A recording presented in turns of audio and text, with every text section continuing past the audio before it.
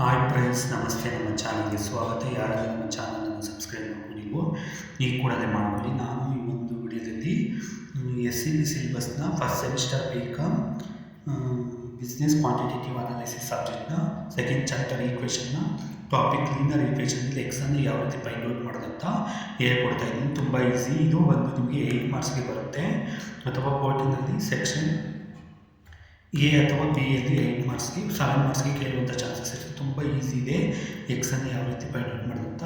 ಇಲ್ಲಿ ಈಕ್ವೇಷನ್ ನಾನು ಹಾಗೆ ಬರ್ಕೊಂಡಿದ್ದೀನಿ. 3 4s 12x, 3 1s 3, -4x + 1 ಹಾಗೆ ಬರ್ಕೊಂಡಿದ್ದೀನಿ. ಇಲ್ಲಿ 2 × 2x 2 5s 10 2 5s 10 ಹಾಗೆ ಬರ್ಕೊಂಡಿದ್ದೀನಿ. ಇಲ್ಲಿ ಯಾವ ಕೂಡ ನಾವು ಎಕ್ಸ್ಗೆ ಪ್ರಿಫರೆನ್ಸ್ ಕೊಡಬೇಕು. 12x 4x 12x ಅಲ್ಲಿ 4x ಹೋದರೆ 8x, ಅದಾದಮೇಲೆ 3 ಮತ್ತು +1 4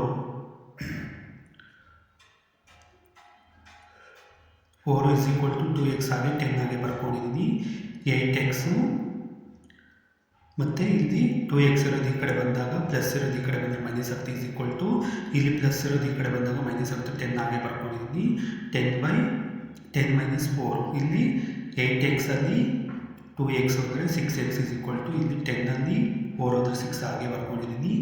x ಈ ಕಡೆ ಬರುತ್ತೆ. x ಇಲ್ಲಿ ಇಂಟಿರೋದು ಇಲ್ಲಿ ಬಂದಾಗ ಡಿವೈಡೆಡ್ ಆಗುತ್ತೆ. 6/6 6 1s ಏನಾಗುತ್ತಂದರೆ x value 6 1s 6 x value ಬಂದು 1 ಆಗಿರುತ್ತೆ. ಇನ್ನೊಂದ್ಸಲ ಎಕ್ಸ್ಪ್ಲೇನ್ ಮಾಡ್ತೀನಿ. ಇಲ್ಲಿ ನೋಡಿ, ಇಲ್ಲಿ 3 4s 12x 3 1s 3 4x ಹಾಗೆ ಬರ್ಕೊಂಡಿದ್ದೀನಿ, +1 ಹಾಗೆ ಬರ್ಕೊಂಡಿದ್ದೀನಿ. = 2x 2 × x 2x 2 5s 10 ಇಲ್ಲಿ 12x ಇದೆ ಮತ್ತು ಇಲ್ಲಿ 4x ಇದೆ. ಅಲ್ಲಿ ಮೈನಸ್ ಮಾಡಿದಾಗ ಇಲ್ಲಿ ಮೈನಸ್ ಚಿಹ್ನೆ ಇದೆ, ಇಲ್ಲಿ ಪ್ಲಸ್ ಇದೆ. ಪ್ಲಸ್ ಇಂಟು ಮೈನಸ್ಸು 12 ಅಲ್ಲಿ 4 ಹೋದರೆ 8x ಪ್ಲಸ್ಸು ಇಲ್ಲಿ 3 ಇದೆ, ಇಲ್ಲಿ 1 ಇದೆ.